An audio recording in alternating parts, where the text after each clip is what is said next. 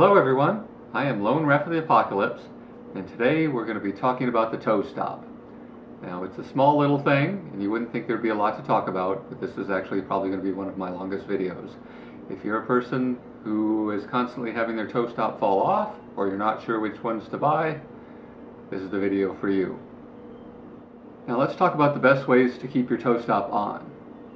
The first thing is actually your plate. Now you'll notice on this reactor plate there's a little Allen nut right here, and this holds the toe stop on. I have never seen a toe stop fall off this type of plate. The problem is the really cheap plates like this one here that uses a nut, these just don't stay on very well. Not to mention that cheap plastic plates just aren't very good for skating, and nothing is going to improve your skating skills better than a quality plate. It's highly overlooked. So getting a quality plate with this type of attachment is going to be the #1 way to keep your toe stop on. But let's assume that you simply can't afford a high quality plate. There are many things you can do. The first thing is you need a washer. And I'm really surprised how many derby girls put their toe stops on without a lock washer like this. This is very important, and they're very cheap. The next thing is when you're attaching, use a wrench. It really seems simple, but I've seen most derby girls that just go on there and they'll tighten it on with their fingers, and that'll be it. It needs to go on with a wrench. And the next thing, and this is very important, is the order. Now you notice this has a little toe guard stuck on it. It goes the toe stop, the toe guard, the nut, then the washer when you attach it. Many girls will do it the other way around and put the nut or the washer on the outside, when the leather toe cap is going to keep it from sitting tight against the truck, and it will come loose. Now I know that can be difficult, like with this one here. There's not a lot of room to get under there, but you can most of the time find a way to get a wrench in there. Now I know with some toe caps they're really wide, or they use a hard plastic, and it's not possible, but you need to do the best you can to do it in this order.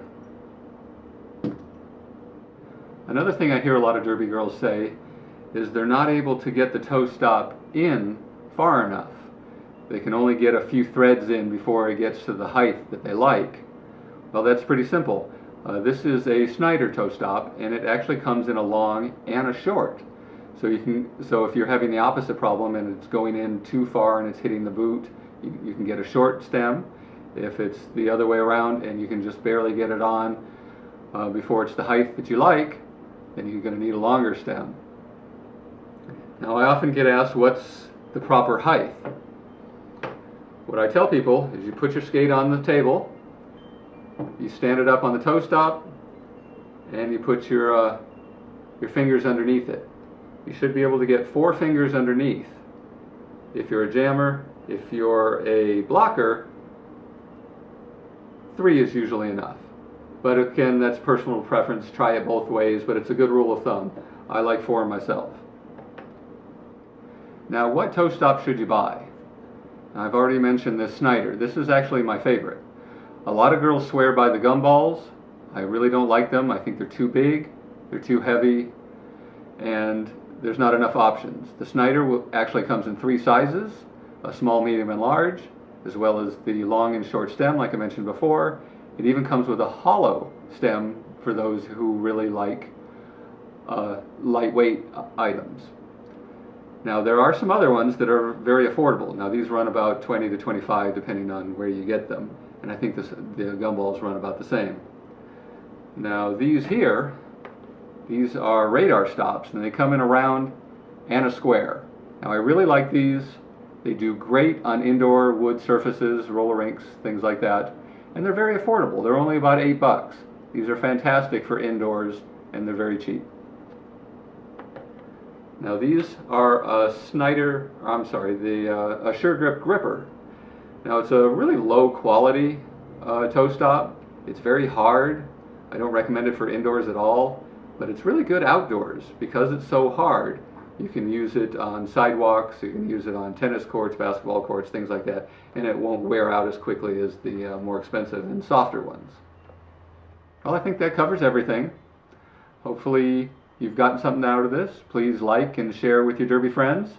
And if you have a product you'd like me to look at, look me up on SoCalSkatingReviews.com. And I'll see you next time.